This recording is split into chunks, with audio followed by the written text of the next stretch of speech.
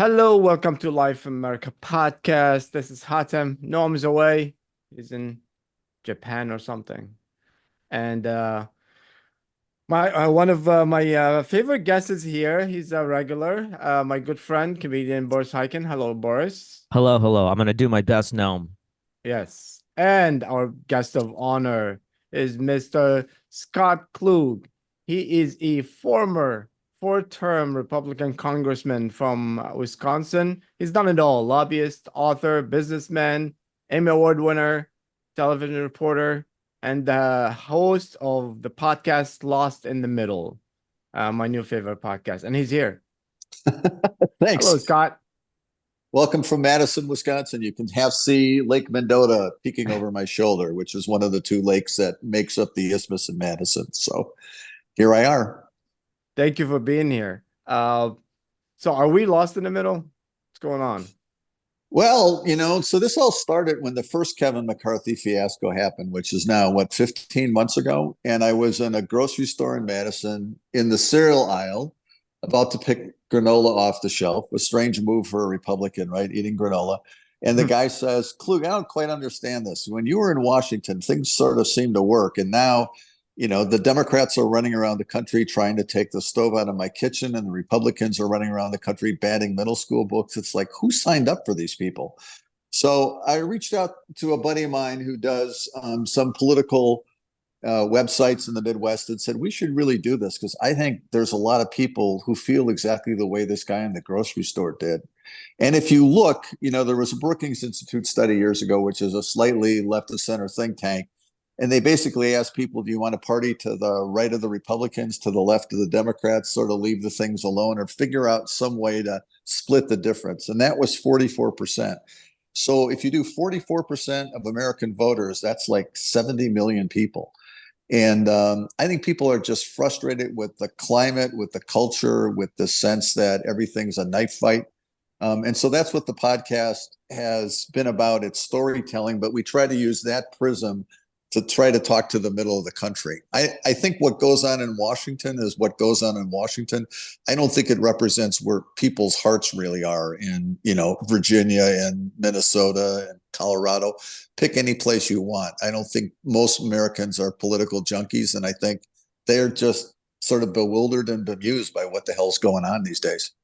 Absolutely. And I think, we'll talk about a lot of stuff today, election voters, the undecided and all this, but this is a question I never understood. When we talk about the undecided, I never understand this. Shouldn't everybody be undecided?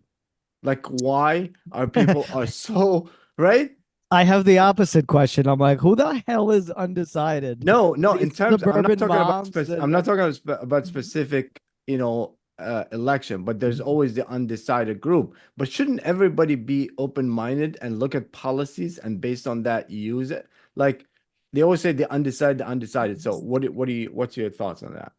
Well, so I've got two thoughts. First of all, I think you have to look at how most Americans view politics. And I just talked to Amy Walters, who's part of the Cook Political Report, which handicaps every race in the country, every House, every governor and Senate race. And she says, I think of most voters like I am as an NFL fan. I sort of know the season's coming, but I've got vacation. I got to figure out how you get the kids back to school. So like a casual NFL fan, I know the game starts sometimes in the fall, and I'm sort of a half-ass Chicago Bear fan because I grew up in Chicago and my brother lives in Washington. So once in a while I'll cheer for whatever they are, the Commanders now, I guess. But I don't watch the ins and outs. I don't know who got drafted. I don't know where the free agents signed. I don't know, whether the Bears are supposed to be picked or fourth in the division. And she says that's how most American voters really are. I mean, aside from folks who are getting up and watching, Meet the Press and reading Politico and, Substack and listening to your podcast and others. So I think people are really casual voters. And I think they begin to focus after Labor Day. And I think there are a lot of folks that are undecided because a lot of people are really in the middle of the country. And I think they're really trying to figure this way through this race, right? And a big chunk, it sort of disappeared a lot in the last 10 days, were folks who were double haters. I mean, they didn't like either of the candidates. And why I think that's calmed down a little bit because they see Harris as a more viable choice than Biden was. I still think a lot of folks really don't understand their politics or where they're going and the policies are. So I think people just haven't focused and probably won't focus to the 1st of October. Meanwhile, I'm a guy who gets up in the morning and reads what's going on at Packers training camp, like I read political and read the other political stuff. So I think people are more, casual NFL fans. There's a lot of casual NFL fans out there, and there's a lot of casual people trying to figure out politics. How long do you see, like, it feels like there's almost a bubble of those people that would normally be what you're describing, like casual observers of politics, who've been like told that, this is the most important election in your lifetime. This is literally Hitler, or these are the communists about to like take over with radical policy. Like it feels like people who would probably be mentally healthier living the kind of life you're describing, where they check out a little bit and then get minimally informed and vote probably according to their social circle for the most part, and might not be as like, I'm in Brooklyn. I'm around like a pretty like left-wing bubble, and I see No. but I see people who are in an emotionally volatile state and that they believe is legitimately, escalated, and those people might be better living in the place you're describing where they vote every once in a while, but they've been told that the stakes are so high. Do you think that there's like a bubble happening that's bound to burst where people are bound to just like need to go back to living normal lives? Or, does it just seem like there's a greater amount of people being told that it's the end of the world, that the sky is falling? Or how do you feel about that? Well, I think, but most people, still will say, well, why are you voting for the Democrats? What are their policies? Where are, what are the Republicans going to do on taxes or childcare or whatever it is? And during the Republican convention, I was there actually doing some stuff for the U.S. State Department, trying to explain, to a room full of 150 people in Lithuania and in Croatia the next day, what the Electoral College is and what all of this stuff is going on.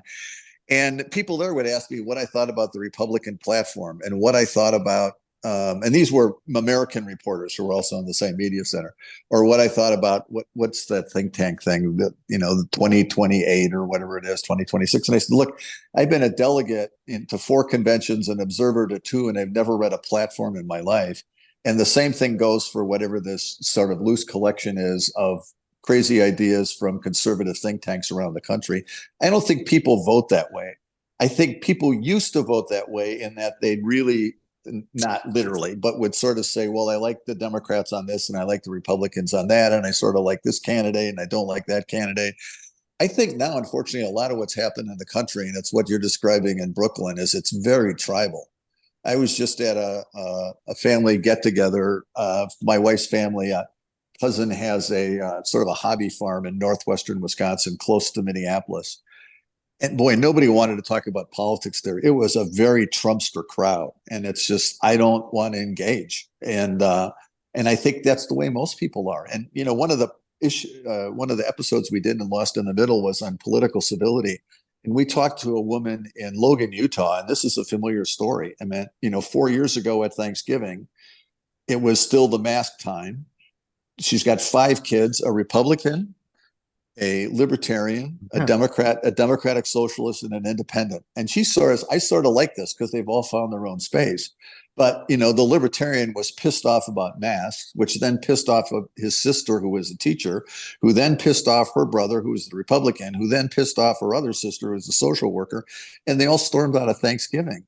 It used to be that politics was sort of like sports. You could argue about it, and half the time it was good natured. You sort of poke the bear. But we've lost that ability, I think, to step back and just recognize that what's more important than anything else is that we actually give other people space to have their own opinions. And I'm going to sound a little corny here, and I'm an old guy, but not old enough to hang out with the founding fathers. But, American democracy is based on an exchange of ideas trying to solve problems. And at the end of the day, you and I can disagree violently, but that doesn't mean I have to hate you as a person. And I think that's what's happened in all this tribal stuff, where people can't even say, well, tell me what it is you like about Trump, or tell me why you're excited about Harris. It immediately turns into, step out of the bar, I'll see you in the street. And I don't think the country can survive with that attitude. I think also a lot of people, everybody have to have an opinion these days. If you have a Twitter account with 3 followers, you have to have an opinion. And the thing is, it used to be you do your research, and then you make your opinion. Now you make up your opinion first, and then you look for somebody to support it in research, and you'll find it. And with the misinformation and stuff like that, you read one thing and you get so angry. Like just the Olympics thing. The boxing, like, oh, you cannot have a trans woman, or this not trans woman, or it's trans woman, it's not. It's like, have anybody read the report? See what they said? If it's like, no one, nobody have time they have time to talk about it, and they take a stand. And if you say something, they just disagree with you 100%, and they don't have no clue what's going on.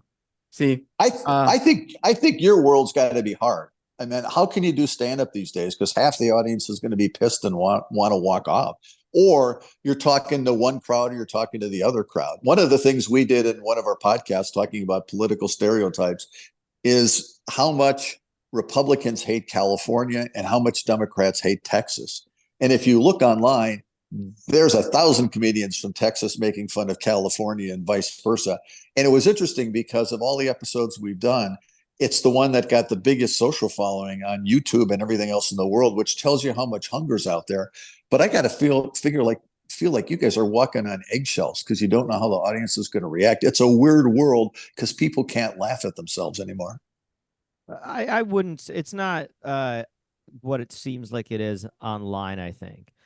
Generally speaking, there's exceptions, but in stand up, I would say the people that have the biggest problem in terms of reacting to stuff live on the left are people that are going to free bar shows in Brooklyn anyway, that aren't paying audience, that aren't, most even in New York, most shows I do, if it's a paid audience, half of it is bridge and tunnel people that came in from Jersey and Long Island. They paid $40 and 2 drinks to be there. They're there to have a good time, and they're not overly but sensitive. you saw like sometimes when we do shows in other, if you remember, Boris, I think I discussed that with you. It's just like, it's funny because I produce a lot of shows, so when you do it in some states or like some neighborhood that you're not familiar with, you don't know the politics, and you Yeah. you pick the wrong comedian, it can really affect. Like a lot of times, I have to, when I book a show, I have to know, what the audience are, and then cater to them. They, a lot of times, they're not willing to laugh about anything,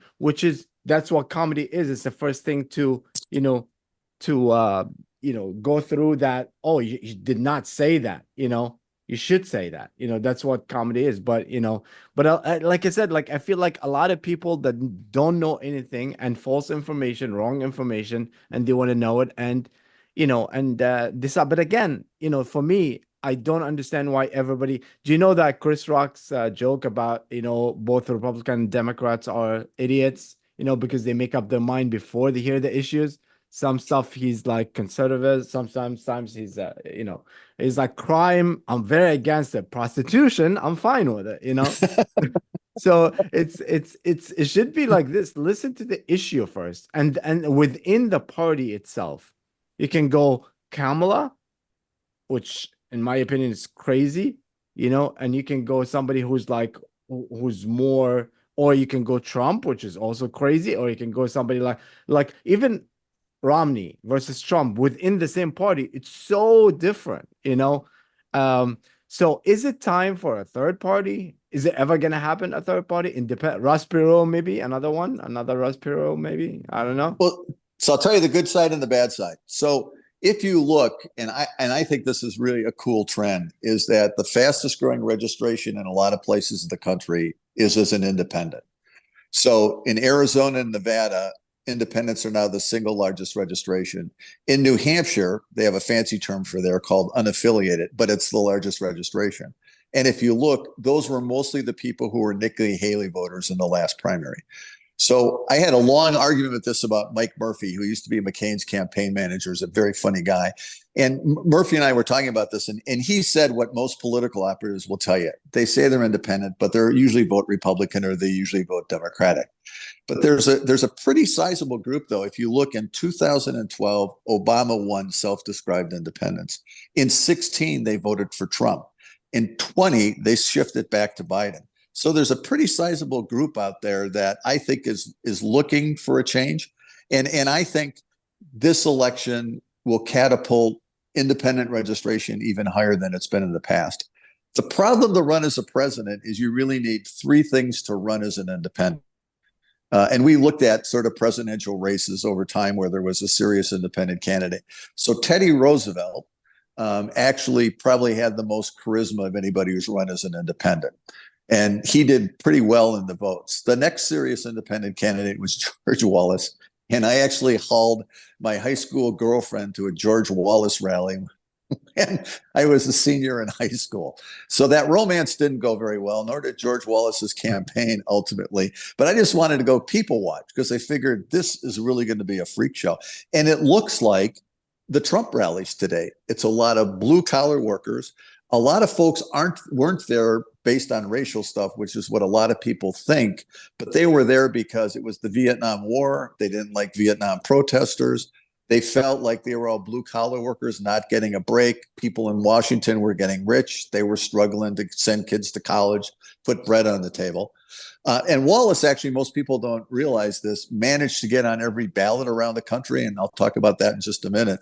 But he had a great grassroots organization, and they were the first people who figured out direct mail. So you'd get a piece of mail in your mailbox when people still got mail, and it would say "Dear Scott," and at the end it said George Wallace, and people were like flipped out that George Wallace would be writing him a letter personally.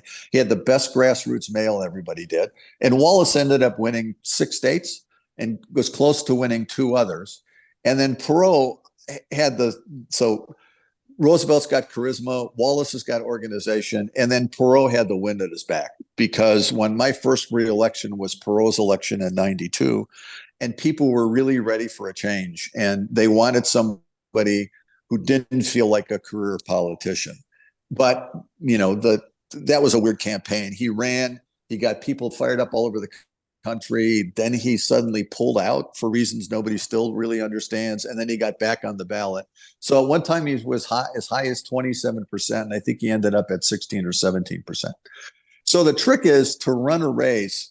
To get on the ballot, you have to register in all 50 states, and every state has different voting rules. Some it's very, very easy, but listen to this. Here are the 4 most complicated: California and New York. Why would that be? Texas and Florida. Why would that be? In California, you need 165,000 valid signatures, which means you probably have to get 225,000 signatures. So you have to have a huge grassroots moment behind you. Memo to Mr. Kennedy. That's why he's only in like 4 states, because it's a very difficult task, and it's wired by the parties. But back to your initial question, I think there's a huge swell of independence in the country, and I think it's only going to grow over the next several years. And it could be 4 years from now, given how the things turn out in this election and how it goes the next 4 years, you might actually see a serious bipartisan race, like no labels talked about, or you may just find somebody who's got a little bit of celebrity spark where you can get people geeked up, or she can get people geeked up.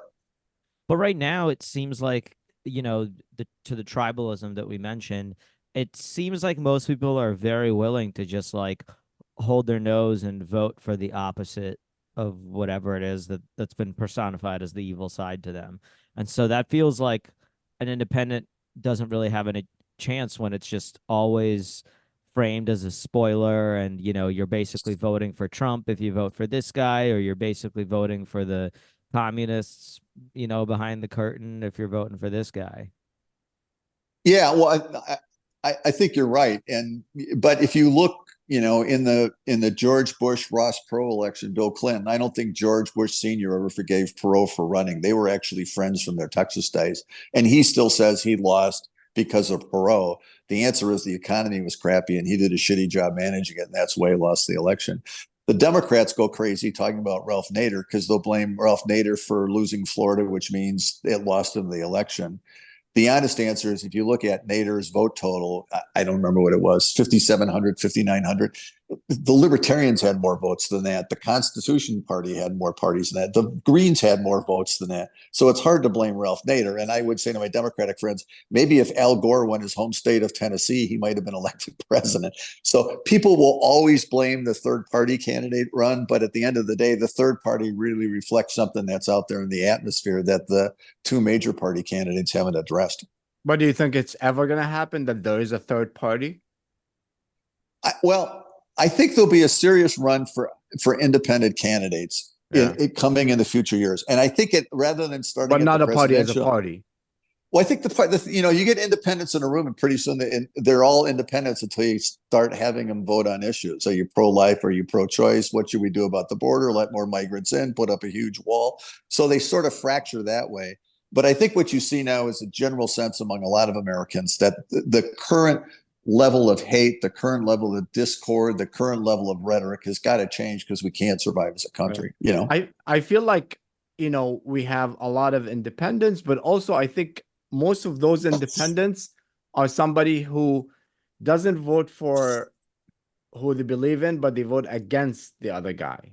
So they don't vote for a guy, but they vote, like most of the people now, like, oh, I cannot vote for Trump, or I cannot vote for Kamala, or I cannot, it's not about I'm voting for this candidate. So I think if we have two decent candidates one day, I don't know when it's gonna happen, but one day, when we have them, maybe that would, That would but I was gonna say that would actually kill independent voters, because I feel like that's a huge one for independent voters. Is just I can't bring myself to vote. Like I did Jorgensen in what was it, no, but 2020. yeah, no, but that's the thing. If you like don't like, if I like, oh, I hate Trump so bad, I cannot vote for independent because that's gonna take away from Kamala. Or if you hate Kamala so much, it's the same thing. Right. But I But I think think, it's such a but shame that Bloomberg doesn't have that charisma, huh? He have the money. yeah, I mean, What are you he took saying, a run for a Hatem? while.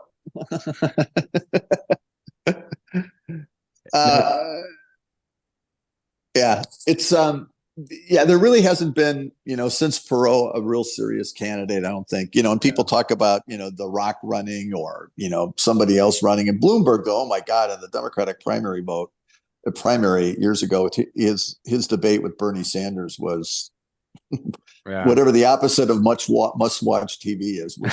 It was just brutal. He was bad. I think Jon Stewart should So run.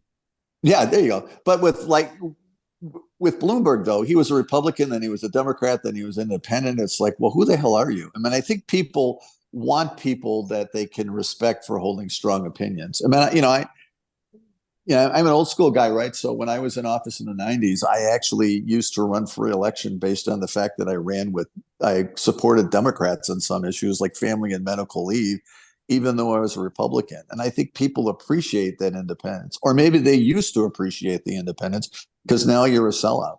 Yeah. And so you got to be, yeah. And so it's ridiculous. I mean, I should be able to say, look, I tried to solve the friggin' border mess, and I actually worked with people on the other side to get it done.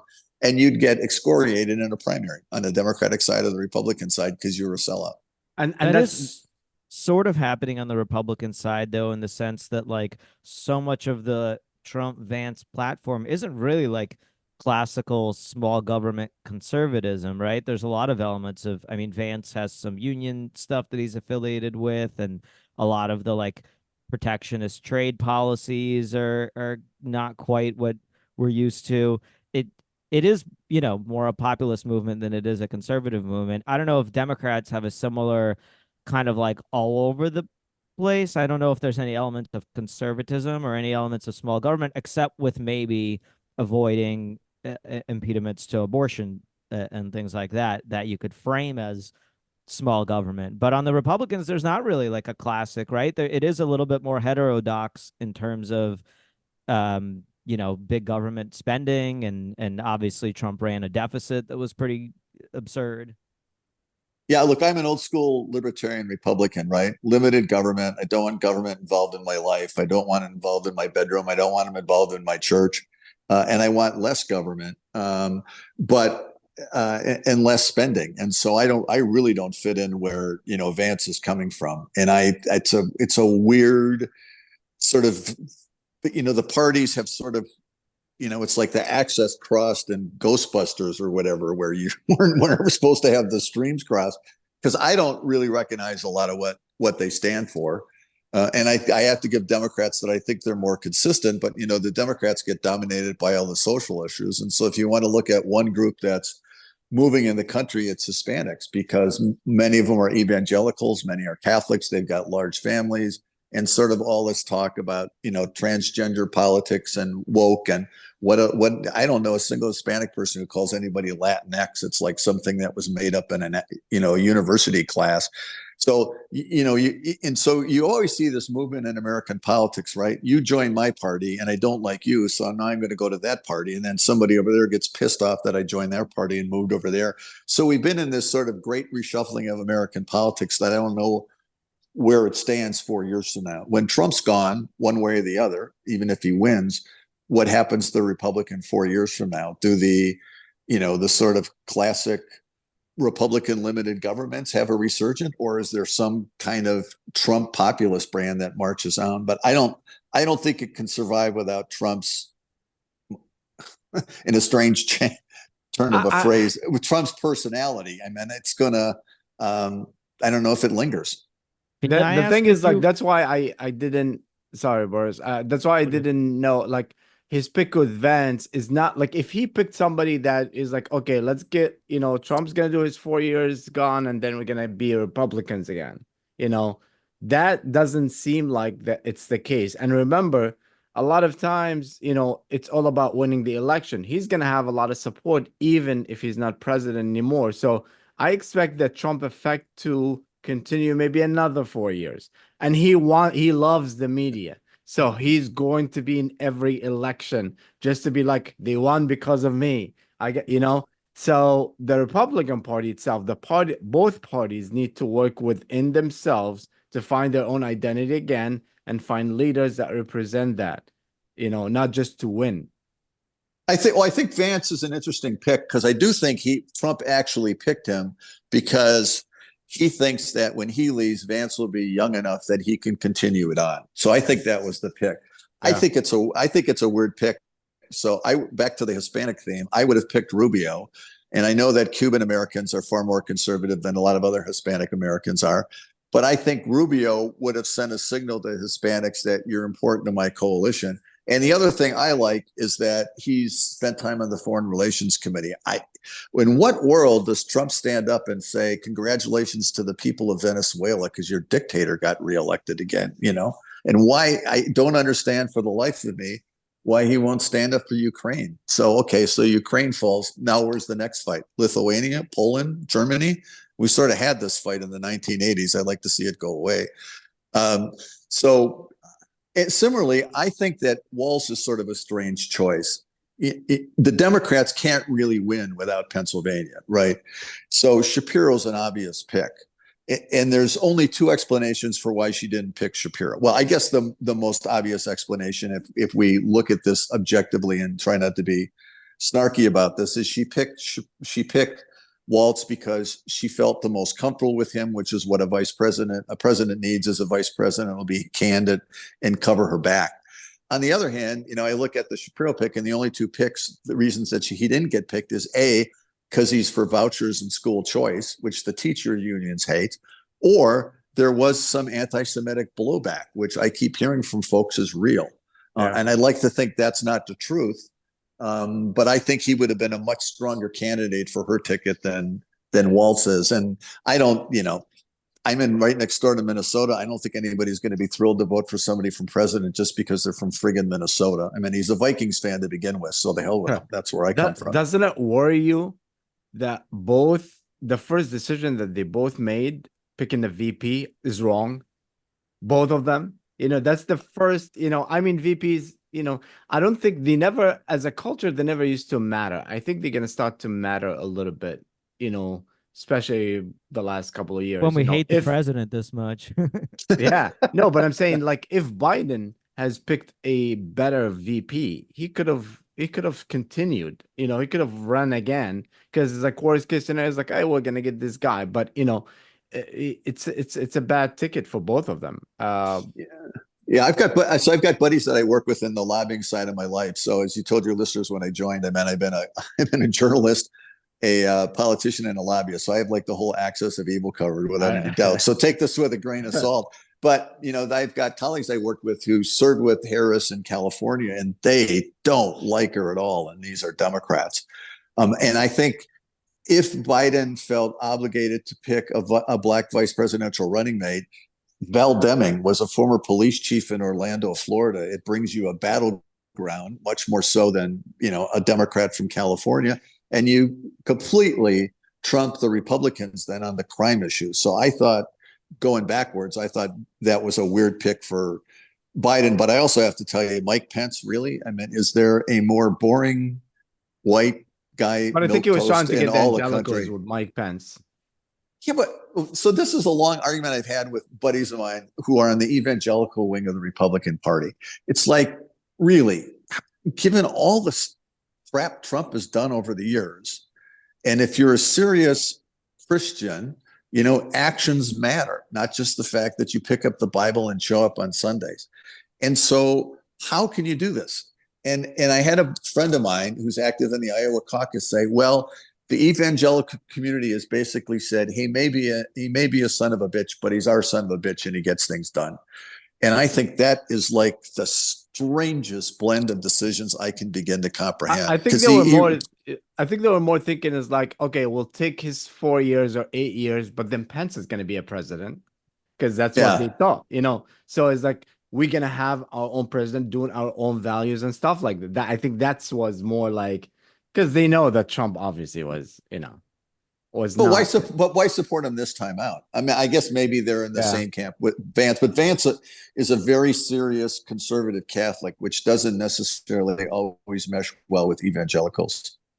Says the kid who went to Catholic grade school and Catholic high school. I mean, it's a different culture. Yeah. Let's move to swing states. Is the map keep changing? Like there's a lot of, do you expect, like we saw Arizona now, like blue, red, it's not even Florida. Now Florida is completely red, but a couple of years ago was swing state. Do you expect that, I know Reagan is the only Republican that won New York, right? Was he?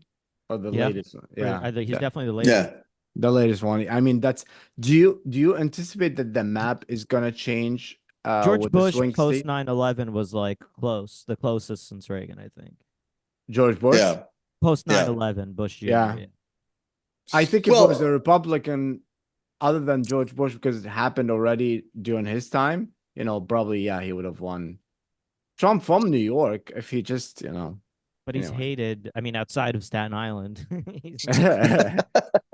But it's interesting. NBC did a thing and basically said, if you look, this is what's really crazy. I just looked this number up, but I'm going to make it up now because I don't remember it exactly.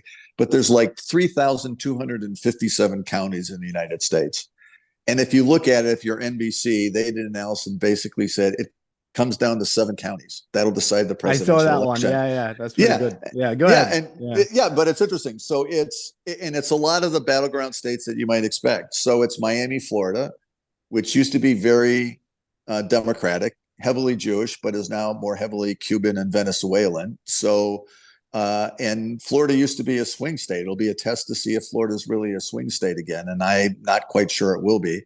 It's interesting. If you look, Ohio used to be a big swing state. This is the number that really amazes me. So Gavin Newsom, when he ran for re-election in California, got 59% of the vote. Mike DeWine, who's the governor of Ohio, who's a Republican, got 66% of the vote. So Ohio's more red than California's blue, which is really something crazy to think about. And Iowa, which used to be a battleground state, shifted largely for cultural reasons, for, the sort of same social lefty policies that are driving Hispanics to be more Republican. So then Michigan's a battleground state. The interesting thing in Michigan, it's Southwest Michigan, which where Gerald Ford was from in Grand Rapids. That's suddenly become very purple. The Atlanta suburbs, which are very purple these days, as Atlanta's had huge influx of population, large influx of Black population. The sort of southern Georgia, Macon, white voter doesn't play the same role they did before. And if you look at Georgia in 2022, they're my people. They ticket split. They voted for a Republican governor and they voted for a Democratic senator. Then you jump to Wisconsin, Democratic governor, Republican senator gets reelected. I'm sitting in one of the 7 counties, Dane County, and listen to this. The voter turnout in Dane County in 2000 was 90%. and it provides almost 150,000 vote margin, which basically helped Biden carry Wisconsin because he only won it by 20,000 votes. And so Trump keeps railing in Wisconsin that he won Wisconsin. If Trump had simply gotten all the votes in Wisconsin that the Republican congressional candidates got, he would have won Wisconsin by 45,000 votes. So that tells you how big a drop off is. But I think the big question, there's two big questions. What happens in Michigan? Is there a protest vote over Gaza in Michigan, which has a large Arab community that sort of surrounds Detroit? And I'm really curious if there's a protest vote on the University of Wisconsin because of Gaza and Israel as well. I think that's one of the reasons she didn't get Shapiro. Yeah, that could be. Yeah. Do you think, though, that they would follow through with that in the general? Like in the primary, it's sending a message. In the general, do they... Trump's kind of interesting in that sense, but would these people really think for a second that Trump would be more conciliatory towards their point of view? What do you mean, these people? The people that would protest vote. you and your ilk. Talking about my people now. That's right. That's right. I mean, again, I see during a protest vote in the primaries, but in the general, they know what the alternative is. And although, Trump, there is so much, because you have some elements in the right that are also in the libertarian sector, maybe want the U.S. not to fund Israel. They also want to cut off Ukraine. You have a little bit of that horseshoe theory between the far left and the far right, and Hatem's people on Israel, but then also on Ukraine, you have people that are your America First kind of bunch that probably is what's pushing Trump in that direction. Would they actually do that in the primary and potentially have, Bibi and Trump as a team again? Well, I think, but you look, it's the Bernie Sanders vote. It's the vote for Ralph Nader. And for true progressives, sometimes you gotta, turn over the apple cart in order to get real change. And again, if Wisconsin's 20,000 vote margin for Biden, and the campus, which has 50,000 students, had 25,000 votes, which I'm sure were 85% for Biden and 20, I'd be worried that even if 5,000 of them don't show up, it's a big issue. And then the other two states you got to go to are Nevada and Arizona. And they're sort of, Arizona's got a crazy Republican candidate for Senate that's not going to help the ticket. So, but Hispanics will play an outsized role, and both of those states are really coin toss states. Nevada historically a little more Democratic, Arizona historically a little bit more Republican. But it's the county seat where Reno is based that will decide Nevada, and it's basically Phoenix where they just threw out the county clerk because he certified the election for Biden last time out. So it can be a little bit of wacky land out there in Arizona. I think we should start with the swing states first in the election, and then the rest of the states. Well, we just did the swing states, right? So it's Georgia, it's Michigan, it's Wisconsin, it's Arizona, it's Nevada. And what have I forgot? Oh, and the Georgia suburbs. Those are probably the 7 states that matter. Maybe New Hampshire and an off chance Virginia or North Carolina, but I don't really see anything else. Because these states are getting a lot of attention. So let's give them the election first, and then we'll do like the rest of the country so we can know what's going on. Because it takes a lot of time. But I think that these the state, like, I think there's gonna be some new swing states soon. I think that was the plan from the Democratic Party, right? More immigrants, stuff like that. But I don't think it's working for their favor, really. Yeah, I don't think, if you look at Hispanics, the Hispanics are pretty tough on the border, in a lot of cases. And the Hispanic community, I'm sorry to interrupt, but anyone, like, I'm an immigrant, anyone that I think that came from is tough on the immigrants in the border. Yeah, so legally, it can come legally. God bless you. Come to my house and argue with my wife because she's all concerned about the border. Well, I don't want my family to come in. I want secure borders. I don't want my family to come in. Not only that, and I agree with you, Hatem. Definitely similar thing with Russian immigrants, that's for sure. But it's from Ukraine originally. I am from Ukraine originally, but the other thing that I think that immigrants will note, and I noticed this in New York, and none of my American friends noticed this, but when the rhetoric was sky high with Trump talking about immigration, I think prior to Biden getting elected and stuff really getting crazy, but and like you had all these like sanctuary city messaging, there were signs on in New York, like public signs that were like, are you an immigrant? Here's who to talk to about this. And it didn't say, are you undocumented? It said, are you an immigrant? And I would look at that and I'd be like, why the fuck is this addressing me? What does this have to do with me? Why is this being conflated? And I see it all the time. And it's really mind boggling that it seems like a lot of people on the left are basically blind to the fact that they impulsively, almost like de facto, conflate legal and illegal immigration in a way that I think both to some on the right and also to like immigrants that And, came here that are naturalized citizens, it's very shocking. It really and stands out. yeah, just to add to that, just to be more clear, I'm not saying all undocumented, because let's be honest, the whole country is based on immigration, and there was no, and every generation will put rules. This is how you do it. I'm talking about specifically, crossing borders, stuff like there's no country in the world that doesn't secure its borders. It's insane, the fact that, yeah, we need immigration. This country is based on immigration, but it has to be, it's the whole thing. I mean, insane. But yeah, I So, think I think a lot of we're talking about swing states. but I just want to make two quick points on Sure. immigration. Yeah. So I was saying, my wife and I get this lecture from my wife all the time that we should let more people in, and the only reason to discriminate against is because they're not white. Because if they're from Ukraine, they'd all be welcome. But my point to her is, why these guys are streaming in illegally. There's folks in Kenya, and there's folks in Uzbekistan, and there have been people in Indonesia who've been waiting 10 years to get a green card to come in the United States. That's their And a lot of problem. yeah, well, but no, but there's Just a lot of joking. people who've been waiting legally under a lottery system to do it. It's not a color thing. It's following the rules and following the law. I mean, I'm completely on you. So I'm an old ancient history buff, or classical period buff. So about uh, a month ago, I went to London to go to a museum exhibit at the British Museum on the Roman legions. But I always wanted to see Hadrian's Wall, which was the border between England and Scotland, basically, to keep all the crazy guys you see in Braveheart from rampaging around northern England with their faces turned blue, the Picts. So they built this wall. It's not like the Great Wall of China. The Great Wall of China, you can drive a chariot down this. They basically built like 6-foot walls, usually next to ravines or cliffs or lakes for extra border protection. But here's the three things they did. This is in 200 AD. All right. So the Romans built a wall to secure the border, which worked. Along the way, like every 6 miles, because this goes all the way across the whole country, right? All underneath Scotland, from one body of water to the next. They had towers for customs because they were trading.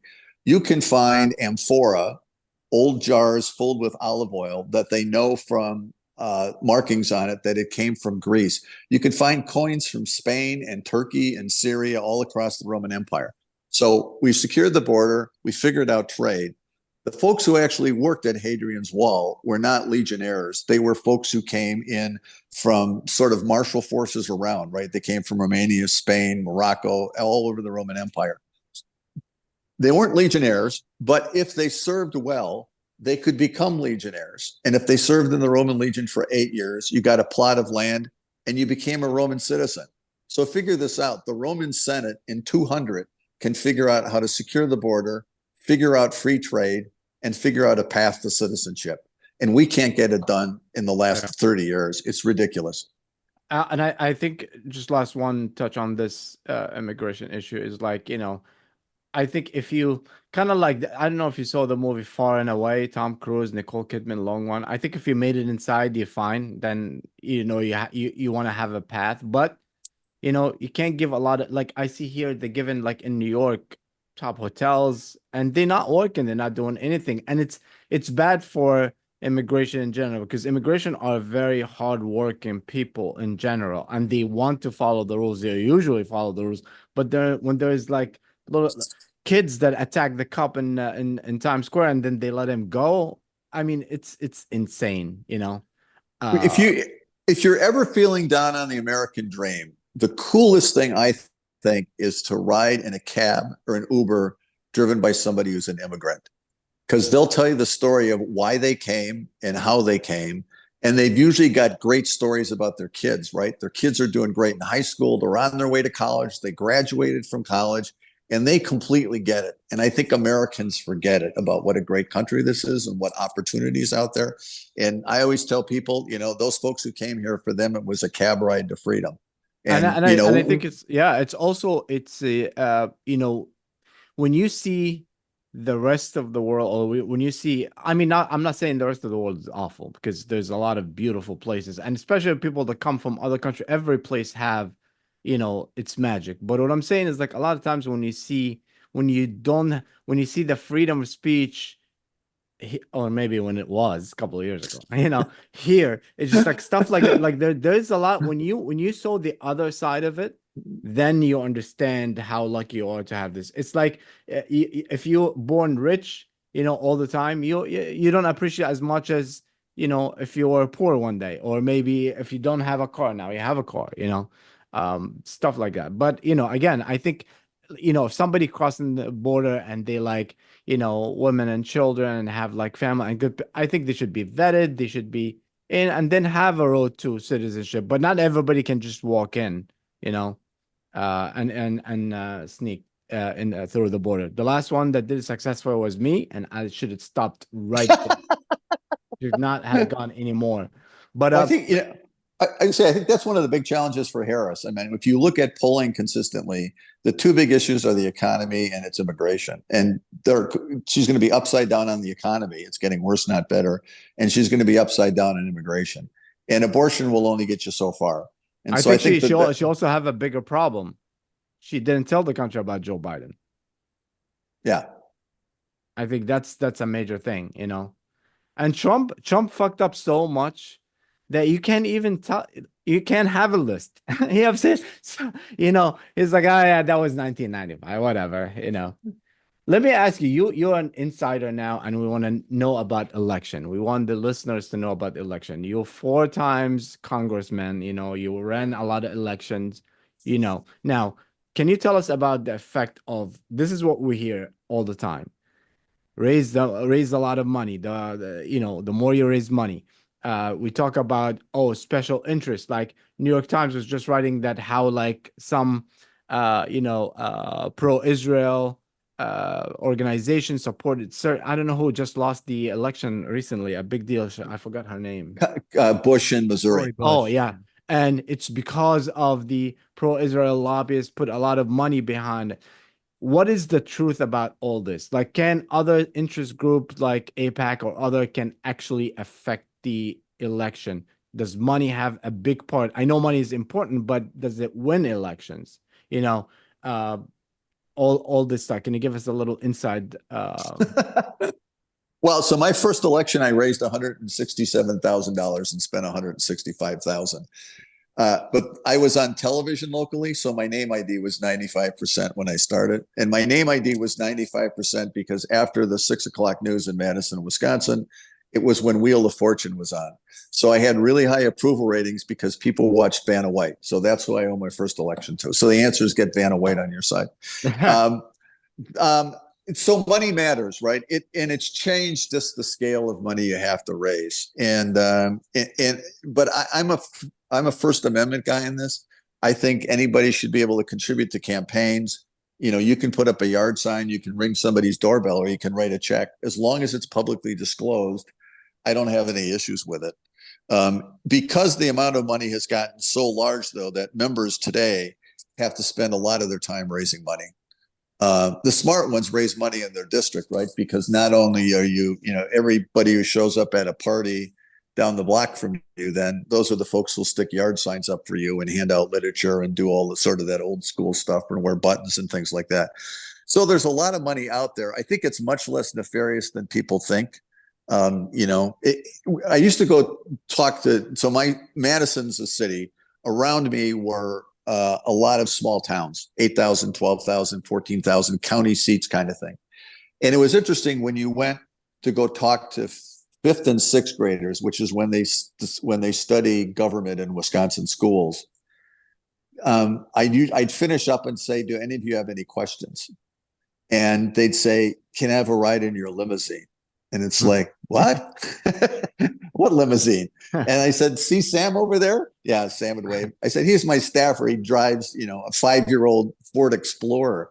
But it's what kids' perceptions are of Washington, D.C. So, man, I can't with a straight face tell you that. Two guys I got elected with in Congress both went to prison, one Republican and one Democrat. So I can't tell you that kind of stuff doesn't happen. But I think people have this perception that I've seen Nancy Pelosi's Stark portfolio, so don't even try. Well, that has a lot to do with Nancy Pelosi's husband, though, who was a very successul financial guy. I see. Yeah. So I mean, conspiracies aren't all they're cooked up to be. But I do think people have this perception that a lobbyist comes to see you and you tell him $10,000 in Bitcoin and 2 leggy blondes from Romania, and they bingo, the doorbell rings, and there you are. I never really saw gold that bars. stuff. I mean, Bob Menendez, right? He just got cooked on that. Yeah, he did. So Hatem's people got him. True. Is that right? Is it all wired back to the Egyptians? Yeah, that was Egyptians, right? Yeah. And it's funny because Egypt have no money, so how can you bribe someone? It's crazy. Well, we are broke. They're bribing U.S. money back to them. The money that we pay them. Exactly right. For it's insane. The Sinai deal, they're giving right back to Bob Menendez. Yeah. So I met shit goes on. I met the two guys I served with. One of them was a Republican from San Diego, who was a instructor pilot at one of the Air Force bases, and in fact, the rumor is, never proved otherwise, that part of Top Gun was based on a book he wrote about how he met his wife, the famous "You Lost That Loving Feeling" scene in the bar where he sang to somebody. He actually, and when he was chairman of the Defense Appropriations Committee, had a menu, and if you came in to see him, he told you basically what it would cost you, not in campaign contributions, like in cash. Or what he used to do is he actually got paid off in collectible antique furniture, which is a great idea. Because when somebody buys you an 18th century armoire, whatever that is, you just sell it to a private person and they pay you cash and it never shows up on your taxes. His problem was he sold his house, and like every neighborhood everywhere, including my wife, she'd go, hey, that house is for sale. What's it listed for? How much did it sell for? And all the neighbors said, wow, that's a lot more money than we thought it should have sold for. That's great. We should think about selling our house. Until 6 months later, the house goes on the market for $250,000 less. Somebody calls the local FBI and goes, something's weird here. And that actually is how a defense contractor washed money through to bribe him. So he got 8 years in prison. That's the Republican. Down the hallway is the Democrat from New Orleans. He was the chairman of the Ways and Means Committee, which did international trade. Companies would call him and saying, having a hard time closing this oil deal in, Nigeria. Can you go with me? He'd fly out to Nigeria, have meetings with government ministers. And on the way back, he'd say, my daughter could sort of use a job, or I got a friend who might be good for a board seat for you. He's the guy the FBI caught. This is years ago. A lot of folks who listen to this won't remember the story, but they actually did a sting, paid him $100,000 in cash. And they raided his house later that night and found $90,000 of it in his freezer at home. So I'm not going to tell you that corruption doesn't go on in Washington, but I have to tell you, most of the folks I knew, if anything, were particularly boring because they didn't want to get into trouble and not see it on the Washington Post and New York Times. So guys and women who were in my class got to be ambassadors, governors, Speaker of the House, John Boehner, and 2 of them went to prison for corruption. So it happens. But what about not corruption? What about groups like AIPAC, like I said, or pro anything, legally raise a lot of money, but obviously they want your policies to be, for that exists, or to the extent that, like, you read the report about her in New York Times yesterday. I don't know if you read it, but is AIPAC really that strong in the United States or others? AIPAC has historically been strong. I mean, when I was in Congress, I went to Israel with a friend of mine who was active in the Jewish community in Madison, the first jury I was in. So they do have a very aggressive lobbying program. Where I am, it was never really much of an issue. There's not a big Jewish community in Wisconsin, period, not a big Jewish community in Madison in particular. They're a very powerful lobbying organization. But I think one of the reasons Shapiro didn't get picked is because the teachers union didn't like him, right? Because he's for school choice and for charters and for voucher programs. The teachers union is in far more places and far more active than AIPAC is, which will do stuff AIPAC, I think, would like to do one or two high profile races so they send the message. But, as much of a moderate Republican I was, I never got endorsed by the teachers union. They used to spend money against me all the time. But you sort of know that when you go in, right? If you're a Republican or Democrat, here's 20 groups that'll be friendly to you. I'm pro-business, so a lot of the business groups used to support me a lot. A lot of the social groups. I mean, as good as my record was on environmental issues, the Sierra Club worked as hard as they could to defeat me every time I was running because I wasn't a Democrat. It's just, it comes with the territory, right? You're with the Mets or you're with the Yankees. Nobody likes both. How do you think the perception though applies? Like AIPAC is one example where, Jamal Bowman lost in a district that was like pretty Jewish. And you also, AIPAC's seen as like more of like Israel pulling strings in America as opposed to Americans that support Israel and want those sorts of policies. But the perception is there when AIPAC dumps a bunch of money into a campaign and it feels like it's almost the voters' will that was subverted by big money. And in the same way, on the Democratic side, you have like this post-citizens world where Kamala, despite what everybody saw obviously in Joe Biden, it still felt like the nominee choice is being made by like power players and big donors when you've got the combination of like the whole super delegates thing that the Democrats got and post-citizen, you've got obviously big money donations that can do that. So between on the one side the perception of AIPAC's control, on the other side the perception of just big money donors choosing who the candidate is, despite the fact that like to me it's not a conspiracy. It's kind of obvious if Biden dropped out that most likely his VP would be the one to take over. But on the right you have people calling it a coup, and on the left you have some people that are dissatisfied because similarly it feels like money over democratic process is taking place. How much does that perception matter as opposed to, if the reality is still much more innocuous theoretically? Well, I don't. I know. I'm trying to distinguish between people giving money to campaigns and party insiders. I mean, there was clearly a cadre that wanted Biden out. So I was actually up in St. Paul visiting my granddaughter. My wife was reading books to her, and I was in the living room watching the Biden-Trump debate. And it ends. I go to the bathroom. I grab some popcorn and a Coke and sit down. And the Democrats on the CNN panel had thrown Biden on the bus by the time I sat back down again. Completely. I mean, I've never seen anything like that in my life. And I find it hard to believe that wasn't pre-wired, that Jones and Axelrod were going to just say, he's got to go.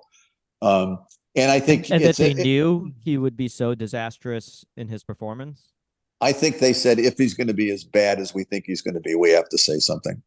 But they had to know. I wrote a column for Substack. There's actually a criminal charge that's called willful blindness. And it came from a guy in Mexico who goes to Mexico, and some guys say, do you want to buy weed? And he says, nah, I'm really not interested. What happens if we give you $5,000? Would you drive this box across the border for us? And he says, yeah, sure. So he gets stopped at the border. Cops go, what's in the trunk? And he goes, I don't know. They open it up. They say, what's in here? He goes, I don't know. These guys just asked me if I take it across the border. So he gets tried for this. And basically the prosecutors say, of course you had to know what was in the box. Why were they going to pay you $5,000 across the border? Plus they're trying to sell you weed. So there's actually a jury instruction in defense cases where you can be charged that says, there was something going on, but you chose to ignore it. And there's actually a jury instruction called the ostrich instruction, which said you can't bury your head and pretend this isn't going on. So I look at the New York Times and the whole thing with Biden stepping back, right? So I spent 14 years in journalism. I'm still on the board of visitors at Northwestern's journalism school, right? So when the special prosecutor said in February, well, we're not going to indict Biden. He's sort of a nice guy, but he's clearly not all with it. And he's got a bad memory, and there's no reason to do this. And the New York Times goes crazy. This is outrageous. Paul Krugman, the columnist, writes this thing. This is bad for America. This is ageism. They're just criticizing him because he's old. Then the Wall Street Journal does a story in June is an interview with like 45 people who'd been in meetings with Biden or had been briefed on recent meetings with Biden where they all said, whoa, he's slipping. And the New York Times calls this Republican talking points. 3 weeks later, they run the editorial that said Biden should be dropped for office. The newspaper with the biggest reporting bureau in Washington, D.C., they couldn't see this coming. They didn't know it was coming. And clearly, in my mind, either they're really shitty reporters, which I find hard to believe, or B, it was a very inconvenient truth and they didn't want to say a word about it. So I think not only the party gets blamed for the way this played out, I think a lot of the American media does. And MSNBC and Fox live in parallel universes. I don't want to visit either of them. I think they're all crazy. But in this case, I think shame on the New York Times. They knew it was a problem and wouldn't report on it. As a Ukrainian, knowing the New York Times reporting on the Holodomor doesn't blow my mind where we've come. Yeah, no, it's the whole circle, and it's just like it switches so quickly, and that's why we need some decent leaders, because if there is a leader steps up in stuff like that, when you see Biden way before, they should have took responsibility and say something. But how is he still president now? Like, if the idea is that he needed to step down because of what we all saw with our eyes and ears in terms of his ability to, not just debate. It's hard to believe the water boils on one side of the pot and he can break down mid-debate. And they're saying that like he needs to be called during specific hours if there's a international conflict. How for starters, how are the Republicans not pushing more the idea that like if he's not fit to run again because of things that we're seeing happening now that have deteriorated great, if you look at videos of him 4 years ago, he was no spring chicken, but he's clearly deteriorated pretty quickly since then. How is there not more people pushing for him to step down now? It would also mess up Trump's 47 merch, if Kamala takes the 46 spot. That'd be a fun one to see too. I thought somebody missed, the opportunity at the convention, the night of the convention itself, when Trump was nominated, to say, it's great, we're all in here tonight. We're ready to get started. We're running a little bit behind time. It's 8:15, but some of the people in the country are already in sleep, so we don't want to bother them in Washington. One of the funny stories, Noam's story, was having friend of mine was a host also here. He was having dinner with Michael Cohen, and he was telling a story about Trump in the election. In the election night, Hillary, when Hillary lost, she had about like maybe, I don't remember the exact number, like $5 million worth of fireworks, and Trump told Cohen, go and offer her $10,000. And one of the things I always say about Trump is like he have a stand-up comedian personality. He's very funny, and that's comes with a price. But here's something that's I worry about, to be serious for once, is that if Biden had won, and now with Trump still possibly running, Trump's 78 years old and Biden's 81? Actuarially, these guys can they really serve another 4 years? That's a question about Trump that hangs right now. And if you think the country's divided now, what happens if the 25th Amendment ever gets called into question? Yeah. The cabinet has to call the question to say the president's not competent anymore. And then the Senate, I think, has to vote on it. And I think the worst time, definitely was, and this is one of the things I always say, like Mike Pence or not like him, but the country owes him big time, because if he have not certified the election, it would have been insane. We have a system, the Supreme Court and all that, I get it, but I'm talking about there would have been some violence. There would have been more it would have been crazy, Yeah. So. But it really worries me, because I think if both of them had run, and especially Biden, I think is slipping faster than Trump is. But You're right. I Yeah. don't know that I want my 82-year-old dad driving me to the grocery That's store, why much no, less but making decisions about yeah, what's the world. you're absolutely right. That's why, my pick for president should have been, the guy that runs. I always wanted George Santos to be the president. I think like he can he can be he can be a great president. He's like, what war? There is no war. What are you talking about? But then who's his VP pick? I don't know. Yeah, you tell me. I don't know. I came up with George Santos. You look for the other one. I don't know. Well, this was so much fun. Scott, thank you so much for being here and we definitely would love to have you again soon. If you want to tell people like where they can find you, or can listen to you and follow your Substack, your Can I podcast and ask all that. can I ask one lingering question? No, yeah, of course. Scott, why George Wallace? Why did I go? Oh, just Yeah. because it was such a weird phenomenon back there. He'd fill up, the Milwaukee Arena. I told my girlfriend we're going downtown. I've got tickets to the Milwaukee Arena. So she's thinking, it's Crosby, Stills, Nash and Young or some other bad 60s, 70s band.